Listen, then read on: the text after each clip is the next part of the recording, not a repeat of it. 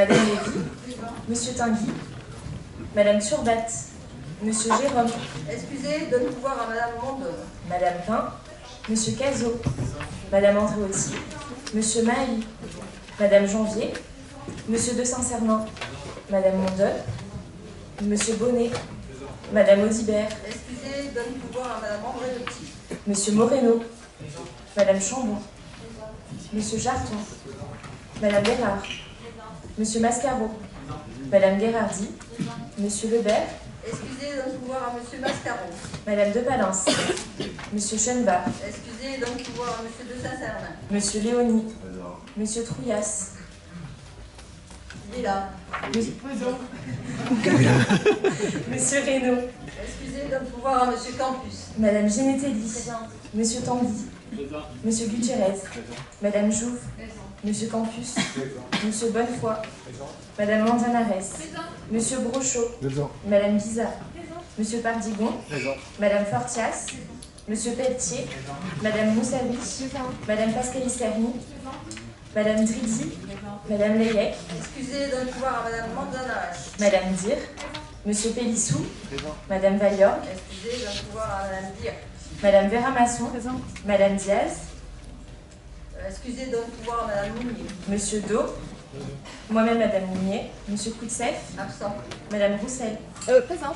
Madame Sabarly, Présent. Monsieur Navarane, Présent. Monsieur Leroy, Présent. Madame Brunel, Présent. Monsieur Déoudéda, Présent. Monsieur de Palens, Présent. Madame Muscotti. Excusez, donne pouvoir à Monsieur de Palens. Le quorum étant atteint, le conseil municipal peut donc valablement délibérer. Et je voulais adoption du procès verbal. Des modifications, qui est pour, qui est contre. Le procès verbal est Madame le maire, adopté. Madame le maire. Compte rendu des décisions. Oui, j'aurais aimé intervenir sur le procès verbal. procès verbal. Je peux? Allez-y. Même si ça a été voté, merci. Merci beaucoup, Madame le maire. Intervention courte. Sur la page 72 du procès verbal, concernant la subvention à la Design Parade, vous m'aviez répondu que cette année, c'était le 10e anniversaire de la Design Parade. Et vous verrez à l'occasion de voir le programme de la 10e. Donc j'ai demandé les éléments. Il s'agit effectivement de la 9e année, non pas de la 10e. Le budget est le même que celui de 2024 et le coût estimatif est même en baisse. D'après France Bleu Provence, ici Provence, cette association entre nos deux conseils municipaux a d'ailleurs été l'objet de l'attention de la police judiciaire avec une perquisition dans le cadre d'une enquête pour détournement de fonds. Je réitère donc simplement ma demande de vigilance. Merci. Alors, d'abord, permettez-moi de faire remarquer qu'ils n'ont pas été perquisitionnés et qu'il n'y a pas une perquisition en vue de détournement de fonds. Je pense que vos informations sont pas bonnes. C'était ici Provence, j'ai repris les textes d'ici Provence. Allez à la source et vous verrez. À mon avis, il n'y en a pas eu et au niveau de connaissances que j'ai, il n'y a pas eu de perquisition à la Villa de Noël. Voilà. Non. TPN. Voyons quoi, le procès verbal est adopté. Compte rendu des décisions, modifications. Donc, du coup, excusez-moi, je m'abstiens sur le PV. Et Madame Muscotti aussi. Auparavant, je voulais souhaiter la bienvenue à la délégation de Mannheim qui nous fait l'honneur d'être là ce week-end. Qui vont donc rester un petit moment dans le conseil. Avec nous, je voulais les remercier d'être toujours aussi présents. Voilà. Et la solidarité de nos clubs est importante, surtout dans les temps qui courent.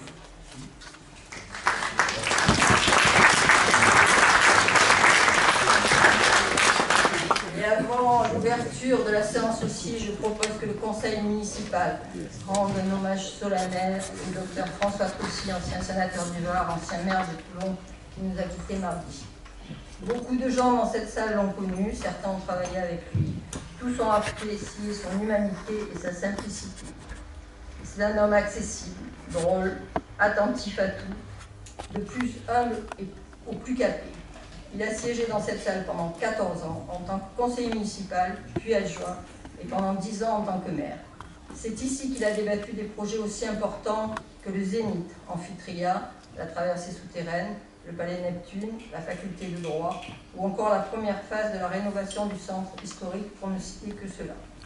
C'était un maire bâtisseur qui a profondément œuvré pour notre ville, mais c'était avant tout un Toulonnais profondément humain et généreux, qui aimait Toulon et les Toulonnais. En sa mémoire, nous allons observer une minute de silence.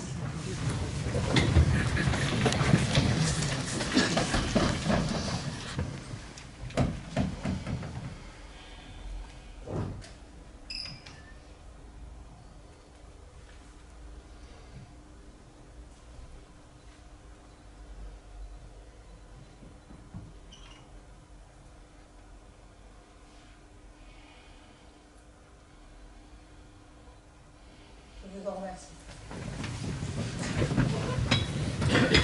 Et donc, passons donc à la première délibération et avant la présentation du dossier, M.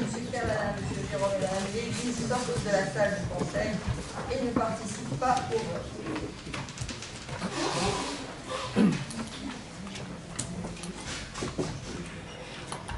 Depuis 2011, la ville est actionnaire de la Société publique locale méditerranéenne, SPL, à hauteur de 20% du capital.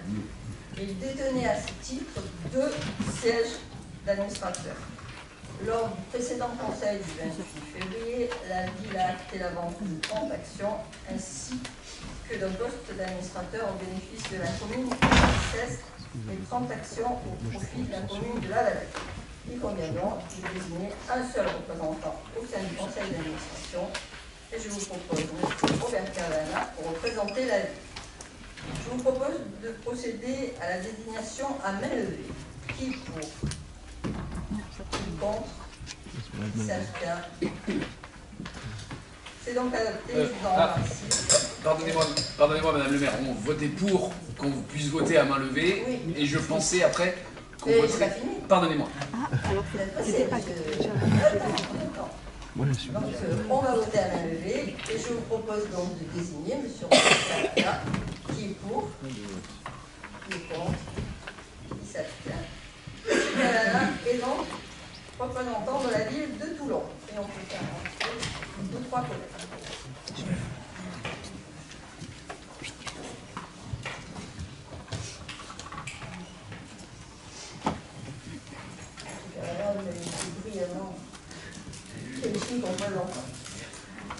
On passe à la délibération suivante, la 101. C'est le recrutement sur un emploi permanent de chef de projet en communication numérique, catégorie B, service numérique image au sein de la direction communication. Éventuellement, s'il n'y a pas de recrutement à l'interne, un recrutement éventuel d'un agent contractuel. Qui est pour, qui est contre, qui s'abstient, cette délibération est adoptée. C'est la petite enfance, c'est la délibération 201. C'est l'avis du conseil municipal sur la création d'une micro-crèche de 12 places qui s'appelle Little Bee à Saint-Pé. Je vais vous faire un peu d'historique parce que la loi du 2023, du 18 décembre 2023, pour le plein emploi, confie aux communes, à partir du 1er janvier 2025, le rôle d'autorité organisatrice de l'accueil du jeune enfant, chargé de construire une politique qui répond aux besoins des familles de leur territoire. Ainsi, depuis le 1er janvier 2025, tout projet de création, d'extension ou de transformation d'un établissement ou d'un service accueillant des enfants de moins de 6 ans doit faire l'objet d'un avis favorable de la ville.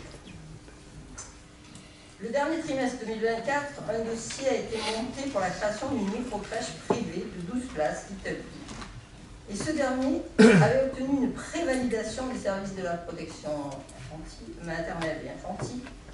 Or, il se trouve donc jusqu'à fin décembre, normalement, c'était le département qui donnait l'avis. Les travaux de la crèche ont pris du retard. Et le délai de 3 mois d'instruction étant passé, les services de la PMI doivent réinscrire le dossier et informer le 21 janvier 2025 la fondatrice de la crèche que suite à la nouvelle législation, un accord obligatoirement favorable de la ville était à présent requis. Donc, j'ai reçu, vous savez, mais on peu d'empressement pour les crèches privées. Voilà. Dans le mot privé, on sait déjà que forcément c'est un business, et qui dit business, dit des prix qui ne sont pas toujours à la hauteur et un bénéfice financier pour la structure. J'ai donc reçu la personne et je me suis assurée que le projet correspondait bien aux exigences souhaitées, notamment en matière de qualité d'accueil, d'encadrement, de qualité des encadrements, et qu'il y ait un beau projet pédagogique pour les enfants, bienveillant, respectueux et un accompagnement de soutien aux familles. De plus, cette crèche va se situer dans l'enceinte d'une maison de retraite, la maison des Oliviers de Jeanne, et elle développera des projets intergénérationnels. J'ai donc proposé au conseil municipal de donner un avis favorable à cette création. Qui est pour? Qui est contre? Le projet est adopté, la délibération est adoptée. On continue sur l'éducation. La 3020, c'est l'attribution de subventions à 20 associations qui interviennent dans le parcours culturel et sportif. Madame Bérabanson sort. Et bien sûr, les conventions qui s'y rattachent. C'est des 20 associations pour un montant de 121 150, qui est en augmentation de 21 530 depuis l'année dernière. Qui est pour, qui est contre, qui s'abstient. La délibération est donc adoptée. Et je vais passer la parole à M. Cadana. Merci Madame le maire, chers collègues. Première délibération technique, c'est l'adoption d'une décision budgétaire modificative qui permet d'ajuster les crédits prévus au budget primitif. Il s'agit de prendre en compte des aides à fonctionnement consenties à l'opéra. Et pour M. Dubella. Oui, Madame la maire, chers collègues, cette décision modificative ne change pas grand-chose à notre analyse du budget.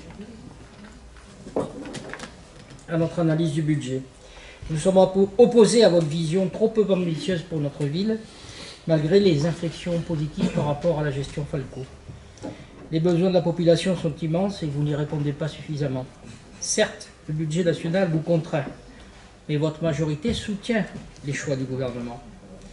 Et votre majorité est incapable de sortir des dogmes austéritaires imposés par un budget pour que les riches ne partent pas. Pour autant, dans ce cas précis, nous nous abstiendrons et nous ne voterons pas contre pour marquer notre accord avec le soutien à l'opéra. Merci M. Delvida. Qui est pour? Qui est contre? Qui s'abstient? La délibération est adoptée. Allez, la fixation des taux des impôts locaux.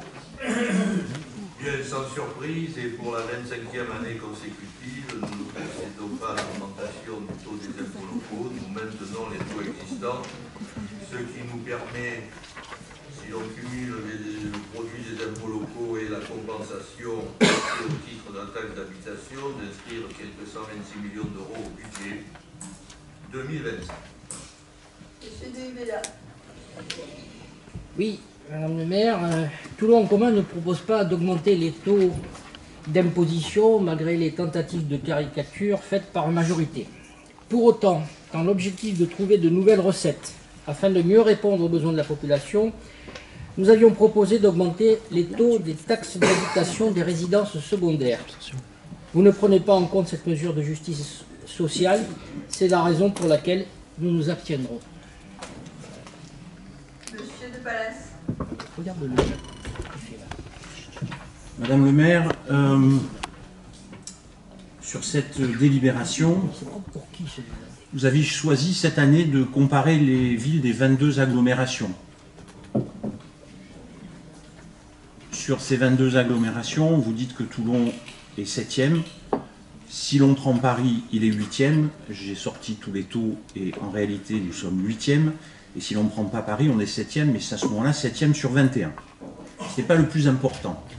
Le plus important, c'est que ce classement accrédite ce que nous disons depuis que nous sommes au conseil municipal de Toulon, c'est-à-dire qu'en réalité, depuis 25 ans, vous avez externalisé les hausses d'impôts pour les Toulonnais, dont les impôts augmentent. Si les taux restent municipaux et le seul taux municipal reste fixe, les autres taux, celui de TPM et de la métropole, celui du Conseil général jusqu'en 2017, ont augmenté. Ainsi, si l'on compare sur les 22 métropoles l'ensemble des taux qui sont payés par nos concitoyens, en réalité, Toulon est le 7e plus fort taux sur les 22 agglomérations hors taxe d'enlèvement des ordures ménagères et 5e plus fort taux global avec le taux des ordures ménagères, car nous avons un taux d'enlèvement des ordures ménagères très important. Merci. Merci, M. de Balès. M. Navarin. Merci Madame le maire. Sans surprise et pour la 17e année consécutive, le mouvement politique que nous représentons ne vous suivra pas sur le maintien des taux. Depuis 25 ans, vous maintenez les taux, donc depuis 25 ans, vous cautionnez, par l'augmentation mécanique des bases, l'explosion de la fiscalité pour les Toulonnais, y compris donc sur cette part municipale. Hier, avec beaucoup de finesse, le président de la métropole, puisque j'intervenais sur la partie métropolitaine, mais sa réponse pourrait être valable aujourd'hui, me répliquait très justement que je parlais en euros courants alors qu'il fallait parler en euros constants et que le phénomène d'inflation faisait qu'il fallait mécaniquement, au titre de la nécessité pour le pouvoir d'achat de notre collectivité, d'accepter ces augmentations. Mais cette analyse, elle est une analyse orientée politiquement. Elle est de dire, avec les efforts de gestion que nous sommes capables de saluer, et vous savez qu'on n'est pas forcément une opposition totalement stérile, y compris même parfois en remarques positives sur la gestion financière de la ville. Mais la réponse qui m'était faite, elle était justement ne pas prendre en considération les efforts de gestion. En fait, finalement, et pour résumer, un budget, ça n'est pas strict et ça n'est pas parfaitement linéaire. On peut parfaitement, puisqu'on a de bons effets de gestion, donner le symbole, le signal d'un apaisement fiscal. Ça s'est passé à Toulon, ça s'est passé à Toulon en 1997. On a pu baisser modestement les taux. C'était un signal. Il y a des collectivités qui sont en capacité au moins de provoquer ce signal, parce que depuis 25 ans, est-ce que vous êtes capable de nous dire que le maintien des taux a été équivalent à l'inflation qui a par exemple suivi les salaires des ménages? Parce que la fiscalité, c'est celle qui est payée par les ménages, par les Toulonnaises et les Toulonnais qui cotisent aux contributions foncières. Non, bien évidemment non. C'est-à-dire que la charge fiscale, y compris en prenant en compte l'inflation, elle a explosé dans le budget des Toulonnais.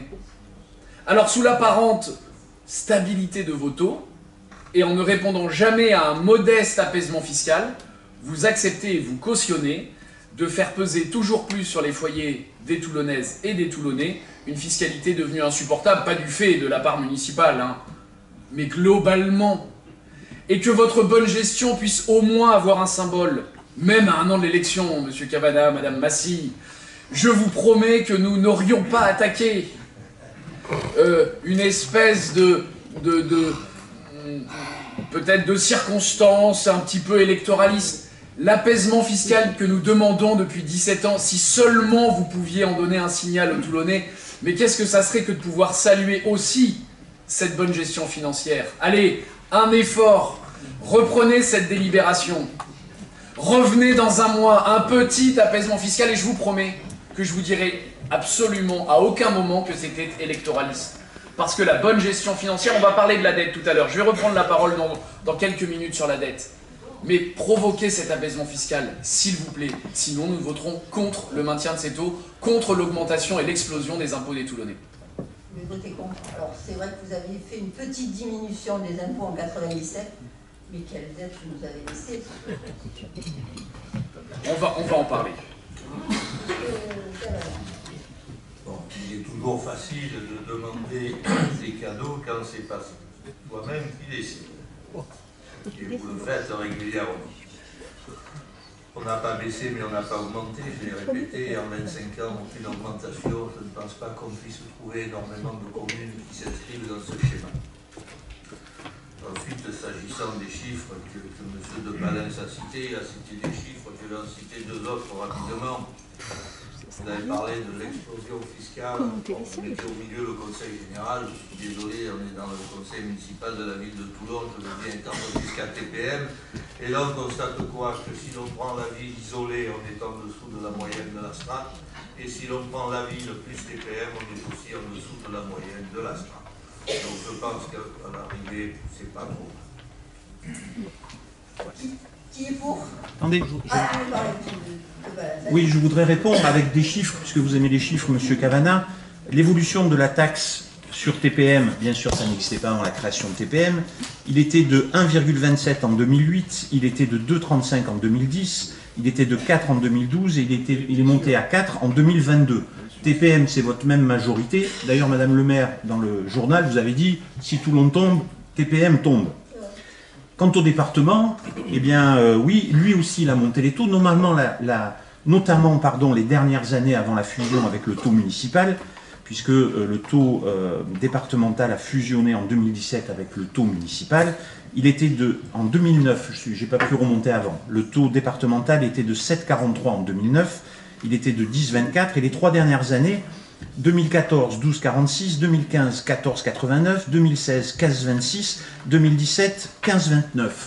Le taux global dont je parle est le 5e taux le plus fort, c'est-à-dire qu'en réalité, c'est ce que payent les Toulonnais. C'est le 5e plus fort taux, et il est de 61,67%. Voilà la réalité des chiffres. Et la même majorité à TPM et à la métropole, et la même majorité au département, avec un maire de la ville et un président de la métropole dont nous savons qu'il était souvent au conseil général et pas que dans les cuisines. Merci beaucoup. Je vous en prie. Qui est pour? Qui est contre? Qui s'abstient? Merci beaucoup. La délibération est adoptée. Alors, on va passer au désendettement. Alors, la dette. Cette dette, au 31 décembre 2024, elle s'élève à 50 800 000 euros. C'est un solde de dette qui est en diminution de 5,6 millions par rapport à l'année dernière. C'est un désendettement de 140 millions sur 23 ans. Cette dette correspond à 279 euros par habitant, alors que la moyenne de la strate, la dette est de 1080 euros par habitant. Nous sommes la deuxième ville centre de métropole la moins endettée et la deuxième ville de plus de 100 000 habitants la moins endettée. Voilà pour les chiffres. Merci. Monsieur, Je vous remercie, Madame le maire. 242 millions d'euros. 242 millions d'euros, c'est la dette de Toulon en 1995. 190, c'est la dette de Toulon en 2001. 240, 190, moins 60 millions de 95 à 2001. Je fais référence, Madame le maire, à la situation que vous évoquiez. Effectivement, vous avez, lorsque Hubert Falco prend la ville de Toulon en 2001, une dette de 190 millions d'euros, qui a déjà été réduite de 95 à 2001 de 60 millions. C'est-à-dire que même si la situation que vous récupériez était une situation dégradée, elle était dégradée de moins 50 millions, c'est-à-dire un effort de 50 millions en termes de gestion, par rapport à ce que nous l'avions trouvé, nous, en 1995. Et d'ailleurs, cet effort de gestion, puisque je tiens à saluer celui que vous avez maintenu, c'est celui qui faisait qu'en 2008, lors de la première remise en jeu, j'allais dire, auprès des électeurs toulonnais de son mandat, la dette était passée à 140 millions, c'est-à-dire moins 50 millions là aussi. 95-2001, gestion Front National, moins 50 millions. 2001-2008, moins 50 millions, c'est un même effort que nous pouvons aussi saluer. Et du coup, l'honnêteté, elle aurait été de dire, quand tout à l'heure vous nous aviez jeté, Madame le maire, ce 190 millions, qu'il n'était pas du fait de ceux qui laissaient la situation. Il y a eu des erreurs, hein. Moi je ne suis pas là pour défendre forcément tout 95-2001, mais le trou de la dette n'a pas été causé par cela.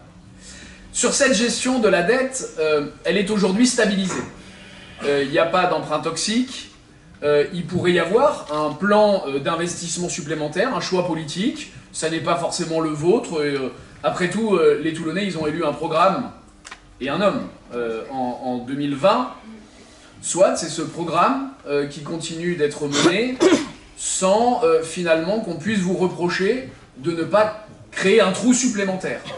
Et donc, puisque nous sommes une opposition honnête, nous allons prendre acte en saluant l'effort de gestion en matière d'endettement de la ville, mais il nous semblait utile quand même de rappeler que le désendettement, il ne date pas de 2001. Il est un peu antérieur. Alors, je vous remercie. On peut vous l'accorder, sauf... Pouvez-vous me citer des gros investissements faits entre 1995 et 2001? Sans aucun problème. On vous écoute. Vous me laissez combien de temps? Ah non. Rien là. Alors en avant. Gros investissements. Le lancement du Palais Liberté. Votez quand? Le lancement du Palais Liberté, votez quand? La dalle place de la Liberté, le début des travaux, votez quand, monsieur Cavana, madame Massy? Quelle année? Là, on n'en est pas fiers. Hein. Et la signature et la réalisation. Mais, non, mais vous savez, non, mais vous savez ce que dit Jean-Pierre Girand sur le nombre d'années qu'il faut pour lancer des grands projets. La porte des Oliviers, la médiathèque du Pont du Las. Non mais non financé, budgétisé. Mais il n'y avait pas peut-être encore le prêt. À l'Accro, est-ce que vous vous souvenez d'un centre de loisirs à l'Accro qui a été mal géré? Mais malgré tout, l'investissement venait d'où? On continue ou je continue pas? Le début de la préemption foncière dans le centre-ville de Toulon. La rue des Métiers. Le début de la préemption foncière dans le centre-ville de Toulon. Alors qui a été, je dis bien, transfiguré par Hubert Falco. Mais le début de ces préemptions municipales pour la rénovation du centre-ville de Toulon. Avec la faillite. Est-ce que vous voulez... Non, mais Monsieur Deshubeda, Monsieur Deshubeda, on pourrait avoir un débat, mais la question qui m'est posée, elle était par Madame le maire. Donc si vous voulez des listes d'investissement, je peux vous rappeler le rapport de la Chambre régionale des comptes. Alors certes, vous avez augmenté de 25% l'investissement de la ville, en rappelant que la dotation du Conseil général pour les investissements de la ville de Toulon a été réduite à néant pendant 5 ans. On pourrait avoir un débat sur le bilan, et puis encore une fois, moi j'avais 10 ans en 95, donc je ne suis pas caution du bilan, mais quand on parle d'une situation, on peut parler d'une situation globale. Il y a eu des investissements, peut-être moins bien évidemment que ce qui a été fait après, d'ailleurs, c'est pas pour rien que le score en 2001 a été celui qu'il a été. Il y a eu une gestion très perfectible, tout du moins humaine, mais on ne peut pas dire que ça a été la calamité que l'on prétend. Et il y a eu des investissements, certes moindres, certes des projets. D'ailleurs, le président de la métropole, même vous, Madame le maire, Monsieur Cavana, vous le reconnaissez, pour lancer des projets d'investissement, ça ne peut pas se faire en claquant des doigts.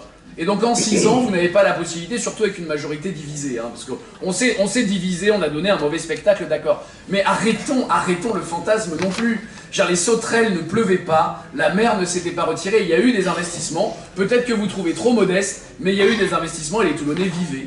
En revanche, ils ont sanctionné en 2001, je suis apte à le reconnaître, mais arrêtons les fantasmes non plus. En tout cas, vous avez investi dans le personnel, hein, puisque vous avez recruté 500 ETP, donc ça, en effet, là, vous avez investi. Et s'il vous plaît, levez du milieu le Palais Liberté qui a été fait un financement privé. Non mais... Ouais. Dites, investi sur le Palais Liberté, c'est le privé qui l'a financé, le Palais Liberté. C'est un fonds de pension américain. C'est pas exactement la réponse que je vous ai faite. Vous me demandiez quels ont été les projets, qui ont été lancés. Non, les investissements. La parole, monsieur Deshubeda. Oui. Madame la maire, chers collègues, on ne se situe pas, nous, dans... c'est notre différence dans ce débat, le moins de dettes possible, le moins de dettes possible, le moins de dettes possible. Non, on ne se situe pas comme ça. Nous, on se situe dans le débat qui consiste à répondre aux besoins de la population. Voilà.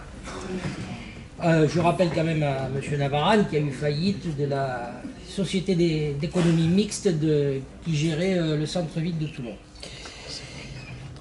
Une faible dette vaut mieux que trop de dettes. Mais une dette juste, ça peut aider. C'est-à-dire pour répondre aux besoins, encore une fois. Le manque d'investissement et de réalisation est trop important dans notre ville. Les transports, le logement, la santé et même la culture souffrent de ce manque d'ambition pour répondre aux besoins de la population. Et pour nous, une stratégie d'endettement doit avoir pour principal critère justement cette réponse aux besoins. C'est pourquoi je ne sais pas si on va voter, mais nous nous abstiendrons sur cette question-là. Oui, la dette est faible, mais ça ne répond pas aux besoins de la population. Monsieur de Ballas. Oui, juge, je rebondis sur le... On a un peu digressé et le Rassemblement national nous a dit que c'est pas la maire qui s'est retirée après leur gestion, ce sont les juges qui se sont retirés. Ils se sont retirés pour juger le maire, pour juger sa femme, pour juger un adjoint et pour un autre adjoint envoyé en prison pour 12 ans après des viols contre échange d'HLM. Voilà, je tenais à préciser ça, merci. Il est proposé au Conseil municipal de prendre acte de la politique d'endettement suivie en 2024 et de valider la stratégie d'endettement de 2025. Nous allons procéder au vote. Qui est pour? Qui est contre? Qui s'abstient?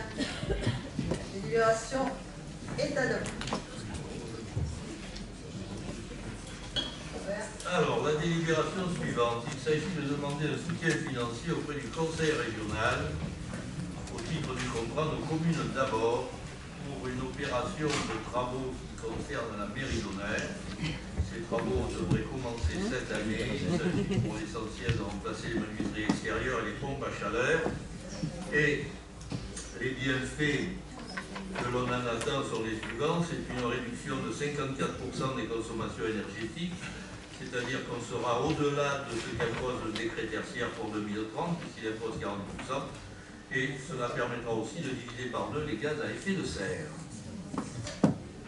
Alors, Madame Brunel. Merci. Donc, à l'occasion de cette délibération permettant de bénéficier de ce dispositif Nos communes d'abord, qui permet donc de soutenir des opérations de construction et de réhabilitation de propriétés communales et pour laquelle nous voterons favorablement, nous nous interrogeons sur le fait qu'un tel dispositif aurait pu être mobilisé dans d'autres cadres et notamment pour réhabiliter le bâtiment de l'évêché et éviter qu'il soit ainsi cédé à une structure privée. Ce choix ne permettra plus aux Toulonnais de bénéficier de ce lieu de patrimoine marquant de leur ville auquel ils sont très attachés et dont les publics scolaires, les habitants et les touristes profitent actuellement. Et c'est le cas grâce notamment à la Design Parade. Il y avait préalablement dans ce lieu une MJC dynamique de plus de 1500 adhérents qui attirait les habitants du quartier, offrait des expositions, des ateliers, un ciné-club, parmi d'autres activités. Pourquoi ne pas repartir de cette expérience réussie en l'adaptant? Les Toulonnais s'en souviennent et c'est sans doute cela qu'ils auraient porté si on leur avait demandé leur avis. Un lieu dédié à la culture, ouvert aux habitants sur ce cours Lafayette qui est la colonne vertébrale du centre-ville. Au lieu de cela, vous avez annoncé par voie de presse et sur les réseaux sociaux la vente à un groupe hôtelier de l'ensemble immobilier après de lourds travaux conduits par VAD. Alors nous sommes d'abord surpris par la méthode car cette annonce qui semble actée et définitive n'a pas donné lieu à des informations auprès des Toulonnaises et des Toulonnais puis dans ce conseil municipal alors que peut-être, alors que sans doute la vente devra faire l'objet d'une approbation par ce conseil.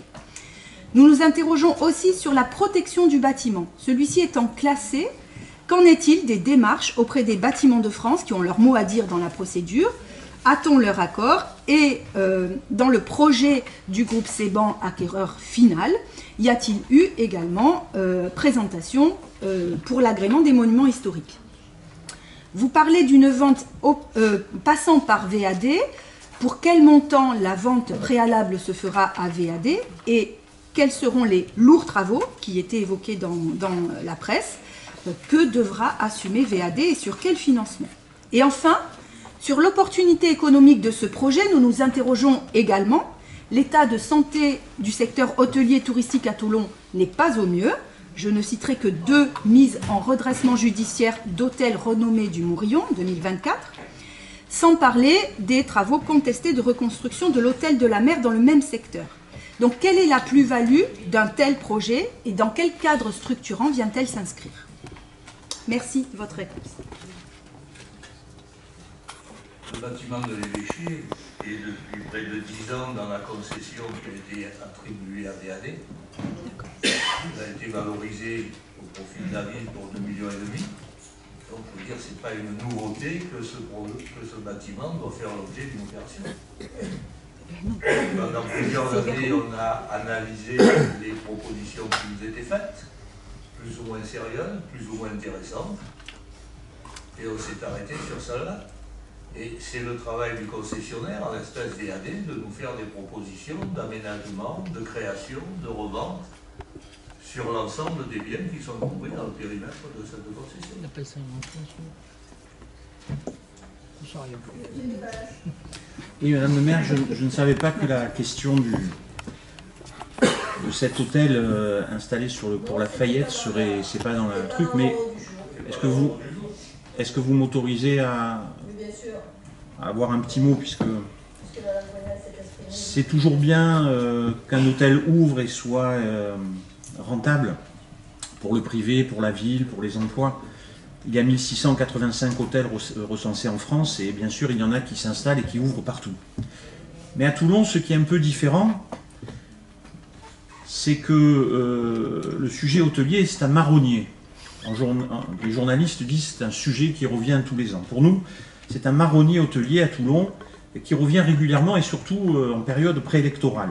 Les mêmes visites, les mêmes croquis flatteurs, les mêmes commentaires qui font fi des perspectives et des réalités de proximité, les mêmes promesses dithyrambiques. C'est d'ailleurs un hôtel 3 étoiles dénommé L'Évêché, tout en vitre à l'époque, avec une brasserie qui nous était déjà annoncée en 2013 sur le même site de L'Évêché. Croquis à retrouver dans le programme des municipales 2014, Toulon c'est déjà demain. C'était il y a 12 ans et ce n'était pas demain, c'était bien hier. Mais ce n'est pas le seul cas du marronnier, puisque nous devions avoir, Wall, toujours en quête de destin, un rachat, après le rachat en 2002 par TPM, les halles ont été rachetées en 2002 par TPM. En 2014, il y a eu une première annonce de halles transparentes avec des magasins, des vêtements, des espaces de restauration. Mais c'est 15 ans après, en 2017, que la création d'un hôtel des Halles de Toulon par le groupe Artister a été annoncée de la même manière par votre prédécesseur, annoncé en 2017, abandonné en 2019. C'était là 44 chambres et un restaurant sur le rooftop. Il y a aussi un hôtel de prestige du groupe Marriott, annoncé en 2020 pour une ouverture en 2026, dans le cadre des croquis de Mayol à Pipadi. Là, c'est 105 chambres, un hôtel de prestige, toit terrasse, thalassothérapie, ouverture prévue en 2026. Et puis, il y a eu un hôtel de luxe aussi, privé, un Hilton, sur le site des Pins-Penchés. C'était en octobre 2021. Notre collègue en a parlé, l'hôtel de la mer, dont ça a été... Voilà, oui, il y en a beaucoup, hein, il y en a beaucoup, Madame la maire. Et permettez-moi de rappeler aussi que c'est toujours compliqué, puisque en 2018, votre adjointe, qui est toujours là, Madame Audibert, nous disait, certifié dans le journal, sur l'Évêché, nous cherchons un investisseur immobilier pour un cahier des charges. Dans les étages, le bâtiment pourrait abriter des logements atypiques de belle qualité. Fin 2018, début 2019, on connaîtra le projet. Projette Hélène Audibert, adjointe au maire chargée de la rénovation, en nous disant, si leur avenir n'est pas scellé, une chose est certaine, les projets d'hôtel sont balayés. Merci. Alors, je ne vais pas vous refaire un inventaire à l'après-vert comme vous venez de le faire. Simplement, deux choses. Les hôtels sont créés par des sociétés privées. Qui font du bénéfice. Ils peuvent rencontrer des vicissitudes et abandonner le projet. Ils peuvent rencontrer des vicissitudes qui les amènent à les repousser. Vous avez cité l'exemple des Pins-Penchés. Il y a eu un contentieux, et sauf erreur de ma part, ce contentieux, nous l'avons gagné au bout du compte. Et puis, il y a des opérateurs privés qui ne connaissent pas ces vicissitudes, puisque nous avons l'hôtel locaux, nous avons l'hôtel, mais on ne peut pas stigmatiser la ville parce que des hôtels ne se créent pas. Et d'autres sont en redressement, je pense. Oui, mais c'est vous qui les annoncez dans le journal et c'est vous qui les mettez dans vos projets municipaux. Je ne vous ai pas interrompu, laissez-moi parler, ne vous excitez pas. Nous les annonçons pourquoi? Parce que nous sommes contactés par des structures privées qui nous disent qu'elle est intéressée par faire un hôtel à tel endroit. Si ensuite la structure privée se défausse si, comme je l'ai dit, elle rencontre des vicissitudes qui l'empêchent ou qui retardent l'opération, on y peut quoi? Alors d'un côté, on nous dit qu'il faut en parler en amont parce qu'on a parlé trop tard le soir de l'hôtel à l'évêché, et vous nous dites qu'on parle trop tôt. Écoutez, mettez-vous d'accord et vous nous direz à quel moment nous sommes d'accord. Ça s'appelle aussi l'adaptabilité, monsieur Dupalin. On voit bien que vous n'avez jamais été aux commandes d'une ville, vous ne savez pas comment ça se passe. Eh non. Monsieur Dubéda. Par rapport au dernier propos de M. Cavada, je crois qu'il ne faut pas confondre les effets d'annonce et la concertation. On a bien compris. Monsieur Navarre. Je n'interviendrai pas du tout sur les hôtels, alors si c'est sur la question hôtelière, je préfère vous répondre. Je vais revenir sur la mairie d'honneur, moi, donc si c'est sur la mairie d'honneur. Voilà. Alors, pour vous dire, d'abord. exactement, et la mairie d'honneur, c'est pour ça que comme c'est parti sur la question hôtelière, si c'était la réponse là-dessus, comme c'est pas du tout lié, nous serons favorables donc effectivement à cette demande de subvention auprès du conseil régional pour la rénovation de la mairie d'honneur. Pour rappel, c'était il y a 26 ans, ces dernières rénovations menuiserie et traitement de l'air. 26 ans, ah oui, c'est 1999, c'est juste, c'était dans la liste des investissements, de 1999. Non, parce que j'en avais sûrement oublié. Et une demande particulière sur ce. Non, mais Madame le maire, vous m'aviez lancé là-dessus. Moi, on ne m'arrête plus, attention, sur ces sujets-là. Est-ce que sur ce bâtiment, même si il y a pu y avoir des désagréments suite à un certain nombre de mariages, est-ce qu'on pourrait réfléchir, dans cette mairie d'honneur où on avait réinstitué les mariages en mairie, avant qu'ils soient transférés au port marchand, où à la limite il n'y aurait que deux vertus. La première, qui est dramatique d'ailleurs, c'est que certaines manifestations un peu trop auditives et en termes de circulation un peu trop gênante se passe finalement dans un cul-de-sac, ce qui est peut-être moins gênant que sur l'avenue de la République, mais enfin ça reste malgré tout à fait inacceptable, et donc je pense que force devrait rester à la loi et on ne devrait pas délocaliser. Et puis aussi la question du parking, puisqu'il y a effectivement ces places qui sont réservées pour spécifiquement les mariés et les familles qui les entourent ce jour-là, ce qui est un peu plus difficile, c'est vrai, avenue de la République, même si la politique d'avoir un parking gratuit, place d'Armes, pendant 2 heures le samedi, pourrait être une solution. Est-ce qu'on pourrait réfléchir aussi à un retour des mariages sur la mairie d'honneur? En tout état de cause, nous sommes non seulement favorables à la demande de subvention, mais aussi à ces travaux de rénovation qui en avaient besoin depuis 1999. Je vous remercie. Pour la réflexion, je vous laisse réfléchir. Vous verrez, peut-être ça pourra être dans votre programme. Moi, je sais qu'on l'avait bougé, en effet, vu les embouteillages que ça provoquait sur l'avenue de la République. Voilà. Qui plus est, le site sur Port-Marchand est magnifique. En règle générale, les mariés sont très contents avec des photos possibles sur la mer. Donc, si c'est votre projet de réfléchir, réfléchissez. C'est bien qu'on réfléchisse à des projets. Qui est pour? Qui est contre? Qui s'abstient? La délibération est adoptée. Ouvert. Nouvelle demande de soutien financier, cette fois-ci auprès de l'ARS, pour la conclusion d'un contrat local de santé et la constitution d'un conseil local en santé mentale. Nous sommes au tout début du processus, puisque dans cette première étape, il s'agit de désigner un coordinateur, de solliciter des subventions auprès de l'ARS, puis viendra la phase de diagnostic qui sera portée par le comité départemental d'éducation. Ce contrat local de santé étant conclu dans un premier temps pour une durée de 5 années. Madame Brunel. Merci. Madame le maire, chers collègues, nous partageons la volonté exprimée par cette délibération de mieux répondre aux besoins de santé de la population. Nous considérons en outre qu'une réflexion et une action spécifique sur la santé mentale est un objectif tout à fait pertinent.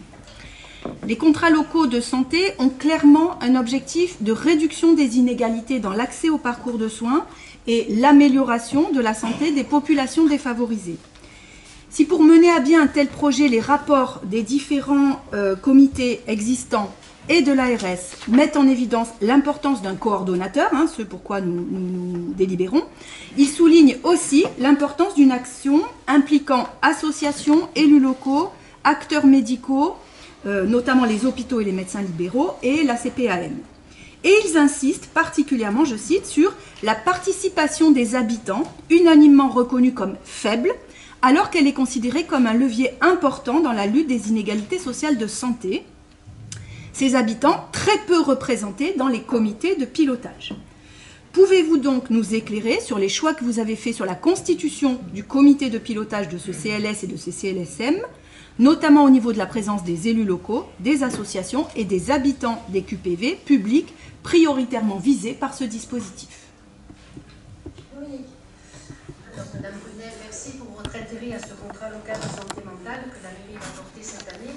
Alors, pour l'instant, nous n'en sommes pas encore à la constitution, c'est pour ça que je pose la question, de ce CLS ni de ce CLSM. Nous en sommes au stade de la production des documents qui nous permettent de nous appuyer sur la création de ce contrat avec une demande qui est faite auprès des services de la mairie, auprès des populations, auprès de toutes les institutions dont vous avez parlé, la CEPAM, les hôpitaux. Donc nous en sommes à cette phase de constitution des données et nous nous faisons aider pour cela avec le comité d'éducation pour la santé qui a déjà réalisé d'autres contrats locaux de santé dans l'agglomération TPM.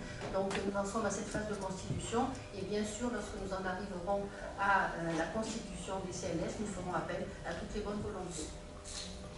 Dans la mesure où leurs compétences seront reconnues pour y participer. Un usager, enfin un habitant de la ville qui est bénéficiaire du dispositif a ses compétences, vous êtes d'accord avec moi? L'avis des bénéficiaires sera bien sûr pris en compte. On reviendra vers vous à ce moment-là. Merci. Pour qui compte, qui s'abstient, la délibération est adoptée. Avant la présentation, Madame De Palace, Monsieur Bonnefoy, Madame Véramasson, Madame Muscotti sortent de la salle du conseil municipal et ne participent pas au vote.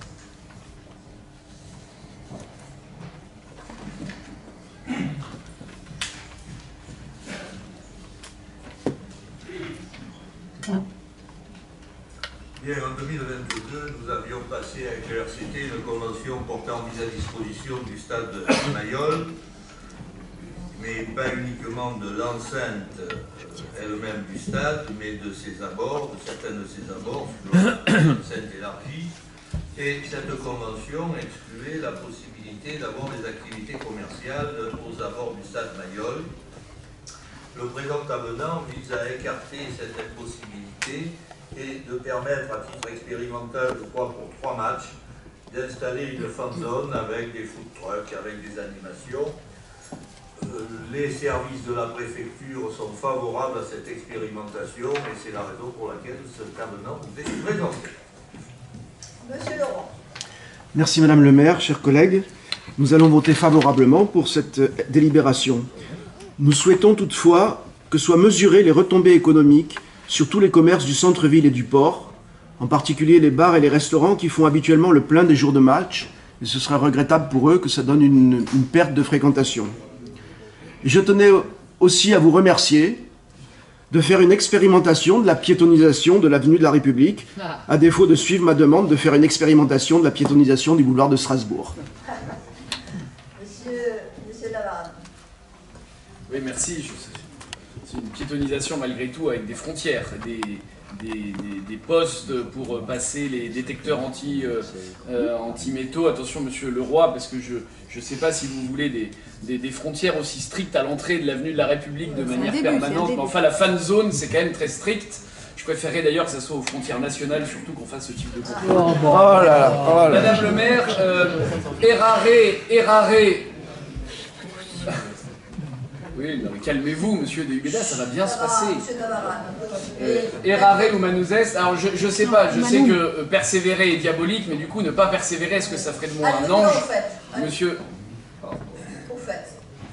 Au fait. Est-ce que ça ferait de moi un ange?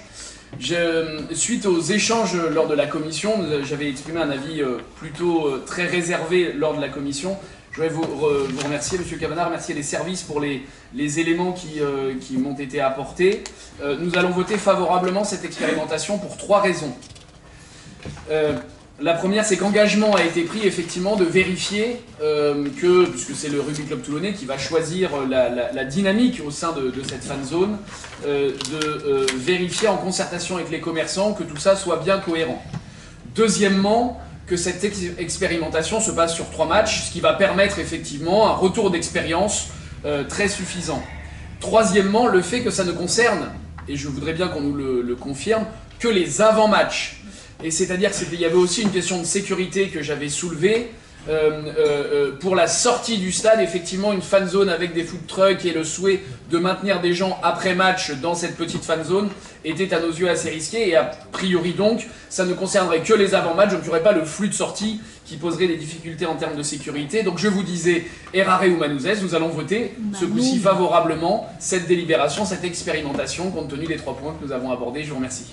Et je vous confirme, c'est donc une fan zone en avant-match uniquement, qui sera démontée dès le premier sifflet.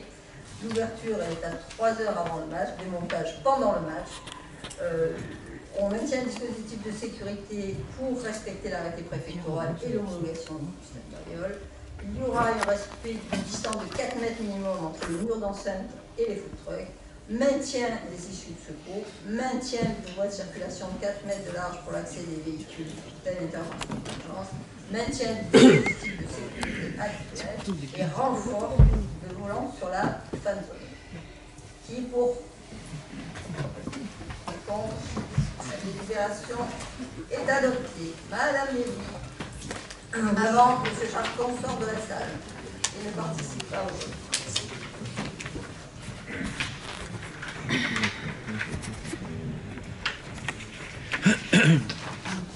Oui, merci Madame le maire et chers collègues.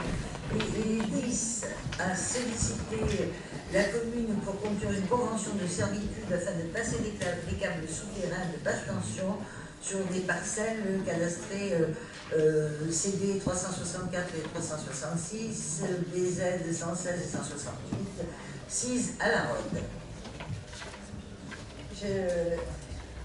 Monsieur Le Palais, les domaines avaient estimé la servitude à 1 euro.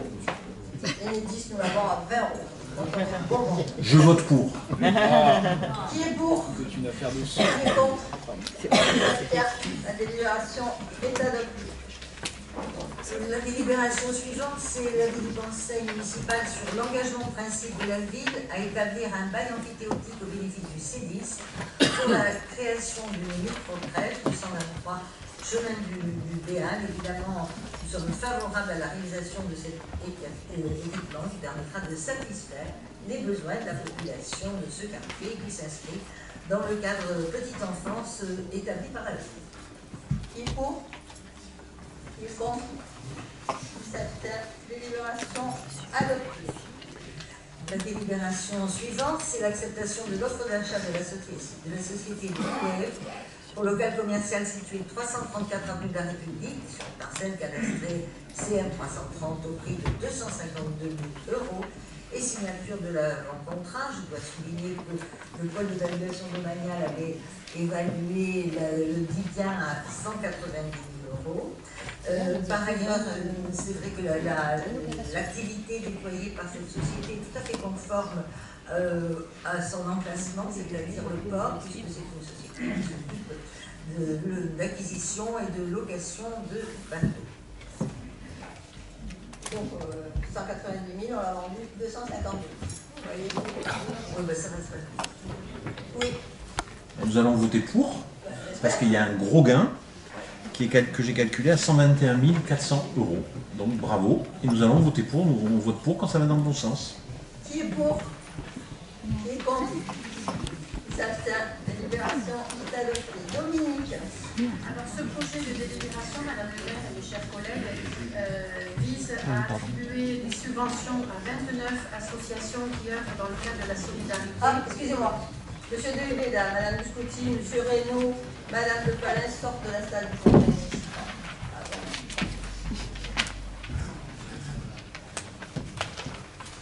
En fait, il n'y a que vous, Monsieur Delveda.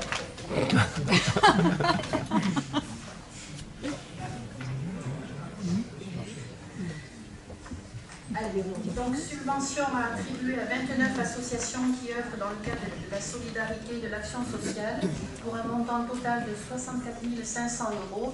Le montant de cette subvention s'échelonne de 200 €, ce qui est symbolique, à 10 000 € pour les associations qui travaillent en faveur du handicap. Là aussi, oui, monsieur. Pardon, je vous remercie. Vous savez que habituellement, ces subventions groupées, elles regroupent des vocations, des objets qui sont totalement différents. En fait, on mélange dans une subvention pour laquelle on demande malgré tout un vote avec une conscience politique, puisque avant tout, on est élus pour ça, d'associations dont les actions n'ont rigoureusement rien à voir entre elles. La possibilité administrative de voter action par action, puisqu'il y a des numéros d'engagement, devrait nous être laissée. Ça n'est pas votre choix. C'est un choix qui nous apparaît extrêmement centriste, et moi qui déteste l'extrémisme, ça m'apparaît quand même très dommageable pour la clarté de nos débats. Alors est-ce que pour cet extrême centre, cette extrême décision que vous prenez de ne pas pouvoir vous dire que l'opération numéro S8000 non, ne nous paraît pas mériter des deniers publics. Je prends l'exemple d'une opération pour une association dont la vocation, claire, nette, précise, est de lutter notamment contre un parti politique qui se présente aux élections, qui recueille les suffrages de beaucoup de Toulonnais, et je ne vois pas en quoi je pourrais légitimement donner le quelconque euro à une association qui me crache dessus et qui crache dessus à un certain nombre de Toulonnaises et de Toulonnais. Alors est-ce qu'on pourrait revoir cette manière de voter et est-ce qu'on pourrait, au-delà, on ne va pas forcément les citer, transmettre au service que sur un certain nombre d'opérations, nous votons pour un certain nombre de délibérations, sauf telle opération, puisqu'elles sont clairement numérotées et exposées, ça nous laisserait, et ça éviterait ces débats parfois inutiles, parce que vous savez ce qu'on pense, on sait ce que vous pensez. Est-ce que vous pouvez nous laisser transmettre au service que pour tel numéro d'opération, en revanche, ça ne sera pas un vote pour? Ça nous permettrait de vous dire que l'action que vous menez de manière coordonnée avec les associations a beaucoup de bénéfices, rendre service à beaucoup de Toulonnais. Mais en mélangeant comme ça dans des délibérations la chèvre, le chou, tout ce qu'on veut, ça ne permet pas une clarté d'expression politique. Est-ce qu'on peut juste, voilà, avoir cet accord? Et ça évitera dorénavant à ce qu'on fasse ces interventions qui parfois n'ont pas aussi d'utilité. Je vous remercie. J'aime bien quand vous faites les interventions. Donc on va rester comme ça. Qui est pour? Qui est contre? Qui s'abstient? La délibération est adoptée. Mohamed.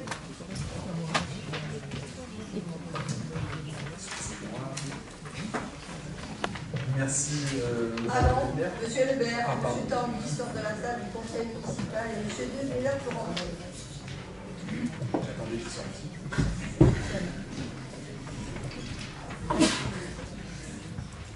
Il s'agit de trois organismes participant à la valorisation de l'environnement, à savoir l'organisme Label Pavillon Bleu, Commune Forestière du Var et Label Ville et Village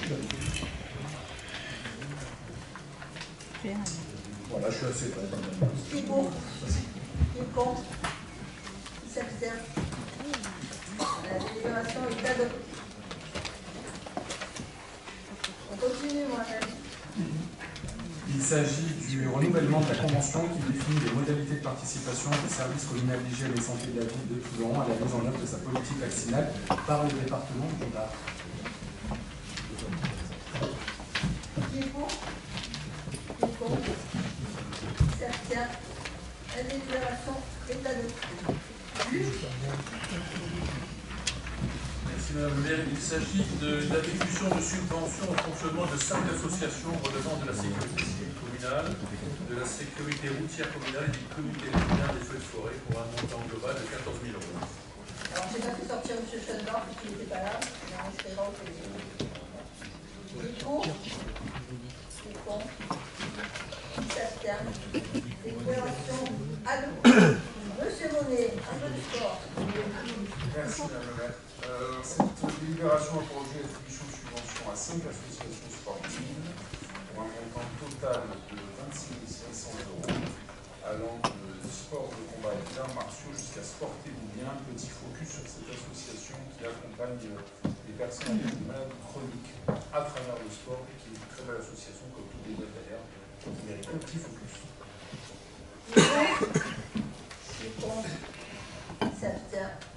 La délibération s'adopte. Allez, le tennis club. Merci Madame le maire. Donc, cette délibération a pour objet d'attribuer une subvention au TCT, le tennis club toulonnais, pour un montant de 80 000 €. Cette subvention couvrant le fonctionnement et les actions de cette association désormais régie en AOT. Qui est pour? Qui est contre? Qui s'abstient? La délibération s'adopte. Christophe, et avant, je vais sortir. Monsieur Cavana va sortir, Monsieur Tanguy va sortir, Madame de Pelin va sortir, Madame Joux va sortir, et Madame François sort de la salle du conseil, et je laisse donc la place à José et à Christophe Maurice. C'était un qui hier en administration.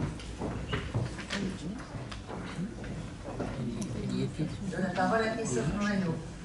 Merci. Je pense.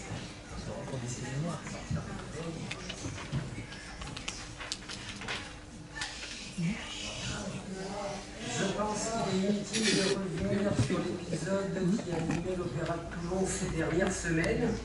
À titre exceptionnel, Madame le maire souhaite que la ville de Toulon, afin de stabiliser la situation budgétaire de l'Opéra, puisse attribuer une subvention exceptionnelle, je le répète, d'un montant de 150 000 €.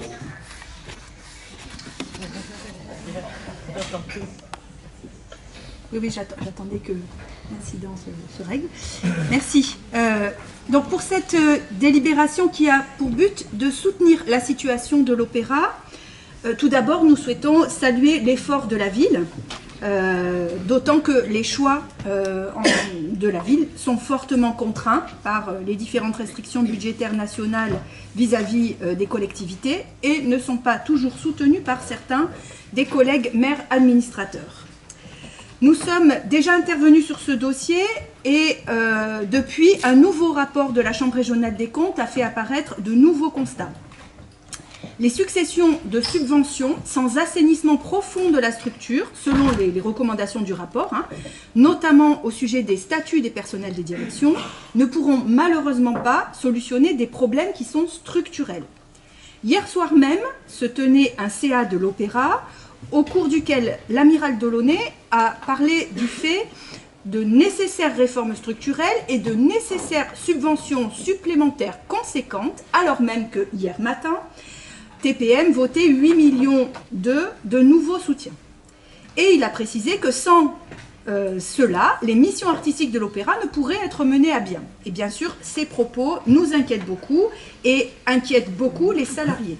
De quelle manière pouvez-vous vous engager ici sur la pérennité de l'Opéra à Toulon? Par ailleurs, la vision régionale que présente ce nouveau rapport offre un terrain de réflexion sur les possibilités de mutualisation et de synergie entre les structures qui éviteraient des coûts trop importants, notamment sur des spectacles uniques. D'autre part, il souligne que la voie du mécénat est peu mobilisée, alors qu'elle constitue une ressource pertinente pour faire vivre des structures qui présentent un atout symbolique fort, comme c'est le cas de l'Opéra. Enfin, dans le rapport est noté le fait que est possible une labellisation d'intérêt national pour un opéra national de région qui permettrait d'obtenir un soutien de l'État. Cette piste avait fait l'objet d'un projet de la part de l'Opéra de Toulon, mais à ce jour n'a pas abouti. Est-ce que la municipalité peut accompagner l'Opéra dans cette direction? L'avez-vous vous-même exploré? Merci de vos réponses à ces trois questions. Et alors, en ce qui concerne la pérennité de l'Opéra, je vous rassure, Madame Brunel, rassurez-moi. Au moment où on fait de très gros efforts, la métropole, la ville et nos cofinanceurs, pour rénover l'Opéra, pour faire en sorte que cet édifice sur lequel nous avons un passé, une histoire et aussi un présent, puisse fonctionner. Donc je vous rassure pleinement sur la pérennité de l'Opéra. Ensuite, il y a effectivement un certain nombre de sujets de préoccupation qui sont ceux du conseil d'administration et de la direction Et moi, je voudrais quand même rappeler que sur les opéras qui sont de la même taille que le nôtre, il est très rare maintenant qu'il y ait attaché et un corps-ballet et un chœur. Sur les préconisations d'ailleurs de la Chambre régionale des comptes, nous avons été obligés de modifier en ce qui concerne le ballet puisqu'il n'y en a plus et que nous avons nous faisons appel à des prestations de très grande qualité, donc justement en synergie avec d'autres structures d'opéra de la région et même d'ailleurs. Et donc cette synergie, elle est tout à fait en place depuis déjà un certain temps. Et puis sur la programmation, nous avons une programmation extrêmement riche, même avec les difficultés qui sont celles que tout le monde connaît maintenant, une programmation riche, variée, aussi bien en concert, aussi bien aussi en opéra. Évidemment, on a limité parce qu'il faut tenir compte des impératifs budgétaires. Je crois que, voilà. Alors après, l'engagement, il se fait au fur et à mesure des budgets. Moi, je ne veux pas, ni la ville, prendre des engagements sur les années à venir. Là, moi, je vous dis, écoutez, vous m'avez posé une question, je vous réponds. La ville fait un effort pour financer pour 2025 sur les 150 000 € que nous allons voter, je l'espère. Donc je pense que c'est effectivement, ça marque le souci de la ville d'accompagner la structure, particulièrement pendant les travaux. Et je dois dire qu'il faut saluer et le personnel administratif et le personnel de l'opéra qui, pendant ces travaux, doit s'adapter à une nouvelle manière de travailler, avec des impératifs différents, et qu'ils le font avec beaucoup de compétences et beaucoup d'engagement pour les arts qui sont les leurs. Monsieur Balas, et puis ensuite, si vous voulez. Je voulais juste réagir et vous demander des précisions à votre réponse, parce que ce que vous dites en matière de synergie, ce n'est pas du tout le constat de la Chambre régionale des comptes. Dans le rapport, c'est justement ce qui est dit, c'est qu'il n'y a pas de synergie entre les opéras régionaux. Le rapport vient de sortir, c'est un constat donc qui est tout à fait actualisé. Donc je reviens sur cette question, comment encourager davantage de telles synergies? Sur la question des problèmes financiers liés au salaire, c'est la même chose. Le rapport de la Cour des comptes est très précis. Il ne s'agit pas des salaires des artistes qui sont en cause, puisqu'ils sont au minimum des salaires possibles. Donc les difficultés liées aux coûts salariaux ne viennent pas de ce point de vue-là. Et puis, je n'évoquais pas la programmation ici, ni même la circonstance ponctuelle des travaux. Je vous parlais plus largement, et j'ai l'impression que vous avez commencé par nous dire, je vous rassure, Vous avez parlé de la pérennité. Oui, vous m'avez dit, je vous rassure, je m'engage sur la pérennité, et en même temps, vous me dites à la fin de votre propos, je ne peux pas m'engager. Donc, voilà. Est-ce que vous vous engagez ou non sur la pérennité de l'opéra? Je vais donner la parole à M. Moreno, mais merci. Encore une fois, ce n'est pas au moment où on investit énormément sur la réhabilitation de l'opéra que l'opéra va fermer. Merci Madame Brunel. Les travaux de l'opéra sont d'environ 40 millions d'euros. Est-ce que vous pensez que ces 40 millions d'euros sont pour que l'on abandonne cet édifice majeur culturel à Toulon? Mais je ne vous parle pas du bâtiment. La question, vous mettez en lumière le fait que le modèle économique soit perfectible. Oui, c'est pas moi, c'est la... Les faits montrent que le modèle économique est perfectible. Cette subvention exceptionnelle, je le répète, est faite pour passer une année exceptionnelle, on le sait, qui est 2025. L'année que l'on passe va nous permettre de retravailler le modèle économique, d'aller chercher de l'argent là où on pourra en trouver, de manière à pérenniser pour les années à venir le modèle économique de l'opéra. Donc 38 millions d'euros, c'est rarement pour un édifice qu'on va laisser tomber, et on va s'atteler à trouver, à la lumière des difficultés de cette année, de nouveaux financements ou de nouveaux leviers pour pérenniser cette action culturelle. Vous êtes une deuxième fois rassuré? Presque? Oui, je n'avais pas de doute que vous vouliez conserver le bâtiment. Je vous parle bien sûr de la structure artistique. Merci. Merci, Madame Lévy, nous voterons favorablement cette subvention conséquente, bien qu'exceptionnelle. L'annonce brutale du licenciement des membres du chœur de Toulon, de l'Opéra, a provoqué une onde de choc qui est allée bien au-delà des seuls intérêts des chanteurs. Cette décision fait écho à une réalité bien plus large, la place de la culture dans notre ville et la place de la culture dans nos vies. Un opéra, effectivement, ça vient d'être dit, ce n'est pas un simple lieu, un bâtiment ou une adresse. Un opéra, c'est avant tout une troupe, un âme, un esprit. C'est la rencontre d'artistes passionnés, une histoire collective, création, qui se trouve en écho dans chaque spectateur. L'Opéra de Toulon ne doit pas devenir une simple institution de façade, réduite à des chiffres et des arbitrages budgétaires, voire au profit d'amitiés clientélistes.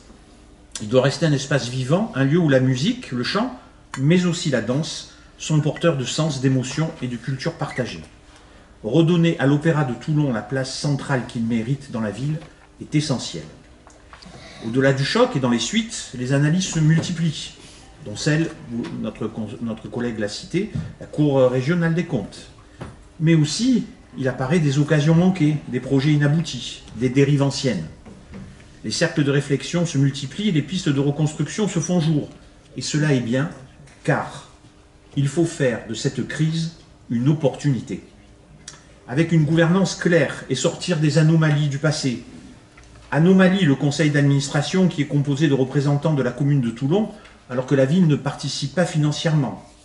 Anomalie, les mélanges des genres quand l'adjoint de la culture de la ville est directeur de l'opéra. Anomalie, la part des places gratuites passée de 17% en 2015 à 34% en 2019, alors qu'à l'inverse, le conseil municipal de Nice a adopté en 2017 une délibération qui réduit la proportion des places gratuites à 8%. Et puis des réformes de fond peuvent voir le jour. Madame Brunel en a parlé, mutualisation, labels nationaux, mais aussi reformuler les projets en étant novateur dans les formats de création, plus contraignant dans le cahier des charges, plus moderne dans les œuvres, plus tourné vers l'attractivité et les choix de la clientèle, bref, trouver de nouveaux publics. Et combien d'autres idées seront à trouver, à mettre en place ensemble dans les années à venir. Car la culture, loin d'être un luxe, est un vecteur essentiel de cohésion sociale et d'élévation collective. C'est en soutenant pleinement nos institutions culturelles, en valorisant les talents locaux et en rendant l'accès à la culture plus ouvert et plus accessible, que nous construirons un Toulon plus dynamique et plus créatif. Je vous remercie. Alors, je ne vais pas vous répondre sur tous les points. Moi, je voudrais quand même juste dire redonner à l'opéra la place.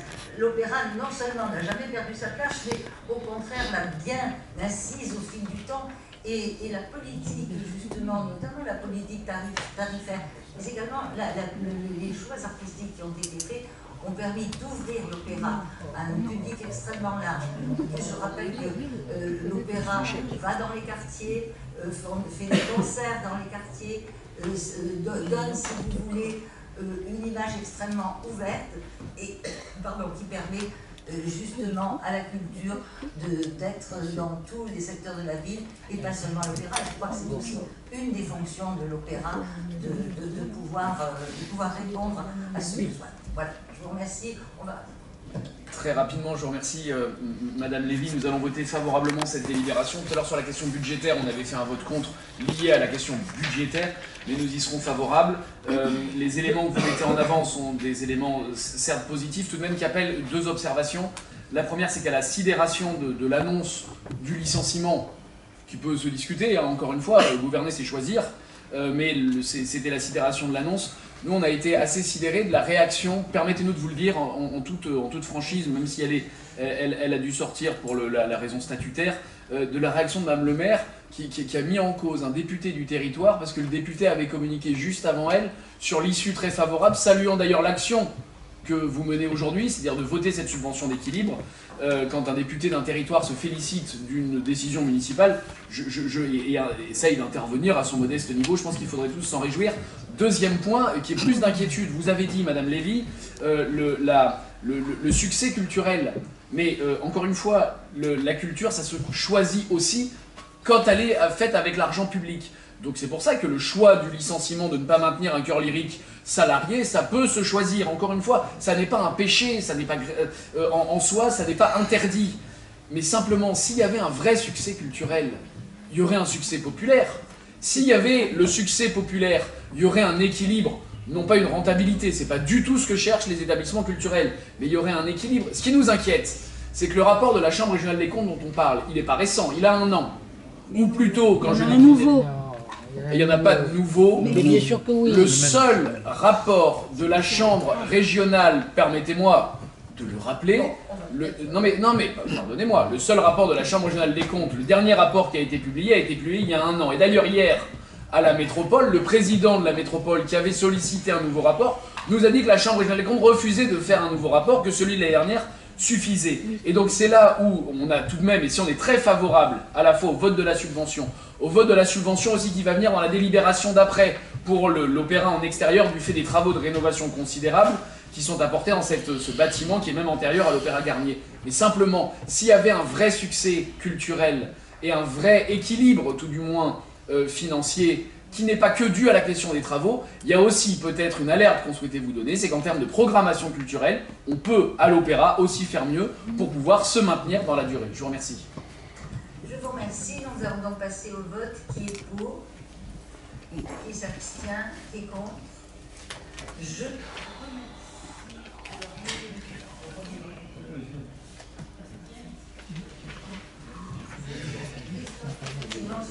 Merci Madame Lévy. On pérennise l'activité de l'opéra, même pendant les travaux, même à l'extérieur, et ça nous coûte un petit peu d'argent. La ville de Toulon abonde à hauteur de 30 000 € pour justement participer au surcoût lié aux programmations de l'opéra hors les murs pendant la durée des travaux. Comme l'an dernier. Merci. Nous lançons le vote. Qui est pour? Pas d'opposition, pas d'abstention. Je vous remercie. La délibération.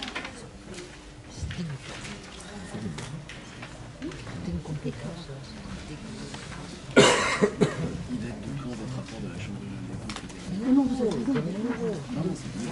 Oui, 2024. Si. Oui, c'est 2024. Ça, c'est le premier. C'est le deuxième. Celui qui vient de sortir. Il n'y en a pas qui est sorti. Fin 2024, c'est... Alors, c'est la 2301 et c'est la session de libération en projet de mettre en vente une enchère sur le site Agora Store les véhicules suivants dans la vaccination potentiellement supérieure à 4 Qui est pour? Qui est contre? Qui s'abstient? La délibération est adoptée. Je n'ai pas levé le conseil puisqu'il y a une question orale de M. Navarra. Merci Madame le maire. Le refuge pour chiens de la Fondation Assistance aux Animaux à la Goubran est sur un sujet d'une capacité d'accueil de 60 chiens. C'est le plus ancien refuge de la Fondation qui ne bénéficie pas encore de subventions publiques, un peu vétuste. Des travaux de rénovation sont estimés à 1,5 million. Cependant, ne disposant que d'un bail précaire de 6 ans renouvelable annuellement, la Fondation souhaitait savoir, pour avoir une visibilité afin de lancer les travaux, si ce bail serait renouvelé. Pour mémoire, ce refuge est situé dans une zone coincée entre l'autoroute et la base navale, sans grande valeur foncière. Jusqu'à présent, les responsables n'ont obtenu aucune garantie, je crois, de la municipalité, alors qu'ils sont même prêts à acquérir ce terrain. Notre question est donc la suivante. Afin de pérenniser ce refuge unique en son genre dans l'aire toulonnaise, est-il envisageable de leur accorder un bail longue durée ou de cession de parcelles, ou une cession, de parcelles? Je vous remercie. Et j'ai suivi scrupuleusement mon texte. Vous me l'aviez demandé, j'ai été... En effet, la situation du refuge de la Goubran est assez unique. Elle remonte d'ailleurs aux années 70-80, quand la municipalité a donné l'autorisation aux associations de protection animale de l'époque, de façon tacite, comme cela pouvait se faire à ce moment-là, de s'installer sur ce site qui, comme vous le soulignez, n'a peu de valeur marchande. Alors cette faible valeur marchande s'explique non pas à cause de la proximité de l'autoroute ou de la base navale, mais parce qu'elle est en zone pyrotechnique. La Fondation Assistance aux Animaux ne perçoit pas de subvention de la ville pour la simple raison qu'elle n'en demande pas. Elle ne souhaite pas de subvention publique afin de garder son indépendance. C'est ainsi que les dirigeants l'expliquent.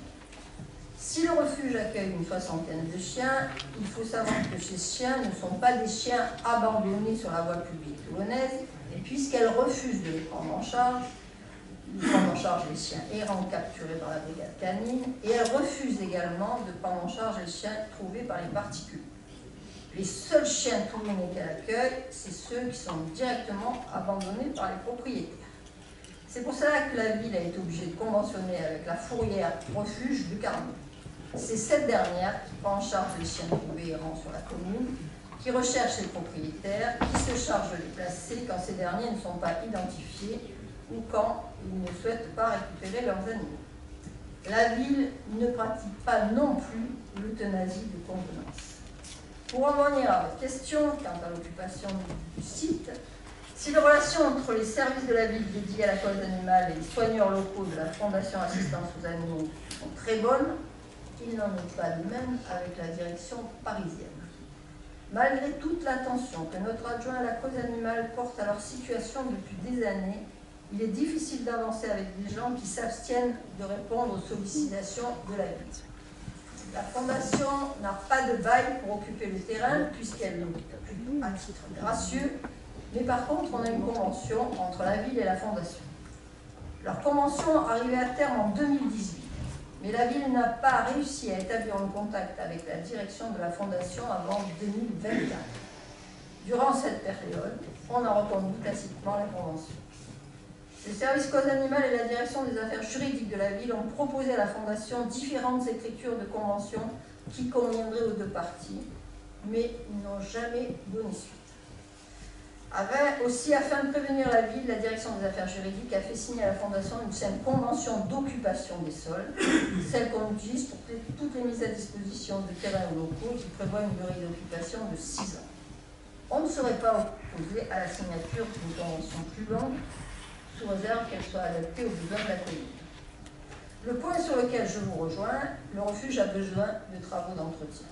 Nous sommes intervenus à différentes reprises sur tout ce qui peut être fait de l'extérieur, les réseaux d'évacuation par exemple, mais la Fondation nous refuse l'accès à l'intérieur. De plus, il n'est pas possible d'envisager des travaux d'agrandissement, comme semble le souhaiter la Fondation, puisque nous sommes en zone pyrotechnique, qu'il est strictement interdit d'augmenter la présence humaine de cette zone, ce qui nous induirait obligatoirement un agrandissement. Je vous rappelle qu'on a été obligé, contraint de fermer une école à proximité pour les mêmes raisons. Enfin, il n'est pas envisageable de leur céder ce terrain dans la mesure où l'entrée est commune à la Fondation Assistance aux Animaux et à l'Association des Amis du Chat, qui s'occupent, eux, des chats abandonnés. Les deux structures cohabitent difficilement et vendre l'ensemble du terrain à la Fondation Assistance aux Animaux serait condamné à court terme l'Association des Amis du Chat, tout aussi légitime que la Fondation Assistance aux Animaux.